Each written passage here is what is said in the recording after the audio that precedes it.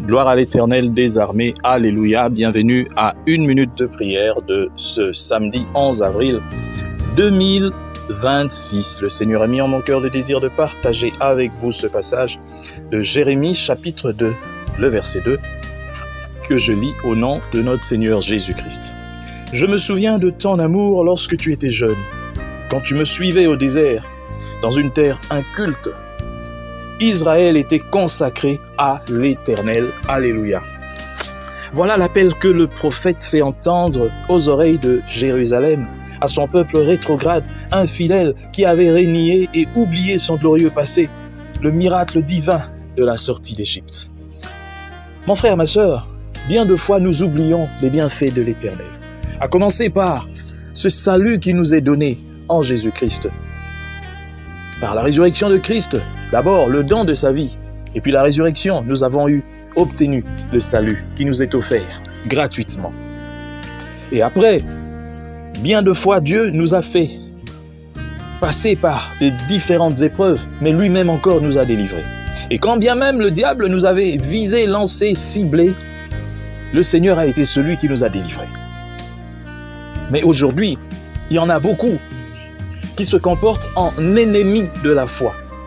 Leur façon de vivre est en discordance avec ce que la parole de Dieu prêche. À en croire, ce sont des personnes qui ont embrassé d'autres religions. Ce sont des personnes qui ont pris le christianisme pour le rendre à leur propre appréciation. Ils ont pris les enseignements de Jésus-Christ pour les tailler à leur propre mesure, parce qu'il y avait des choses dans la vérité qui ne leur plaisaient pas. Bien de fois, nous rejetons notre Dieu. Nous devenons aussi rétrogrades.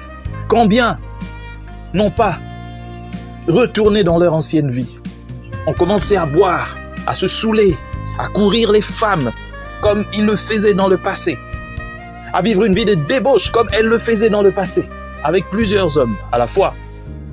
Combien ne sont-ils pas redevenus méchants, mauvaises? Des cœurs qui n'ont pas changé. Pourtant, c'était des personnes qui, à un moment, parlaient de Jésus. Jésus comme celui qui les avait transformés. Mais c'était la conversion du serpent. Le serpent ne change pas. Il abandonne la vieille peau pour avoir une autre peau. Il fait la mue. Mais la mue n'est pas un changement.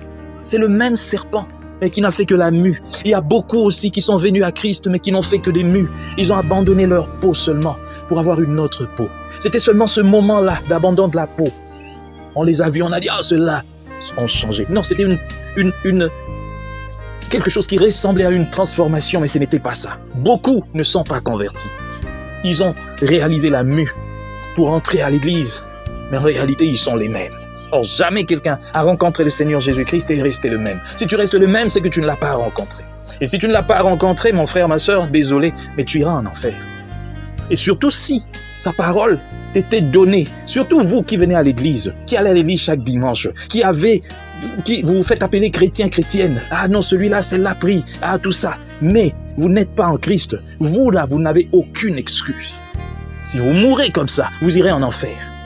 Parce que tout le monde vous connaît comme ça. Et vous êtes tout le temps au contact de la parole de Dieu. Mais vous ne changez pas. Ce n'est pas normal. Que Dieu bénisse sa parole. Qu'il bénisse tous ceux qui m'ont suivi. Qu'il redonne encore de l'espoir à ceux-là qui avaient tendance à abandonner.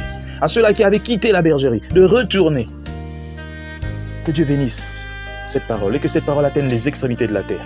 Dans le nom puissant du Seigneur Jésus-Christ. Amen. Bonne soirée à tous et que Dieu vous bénisse.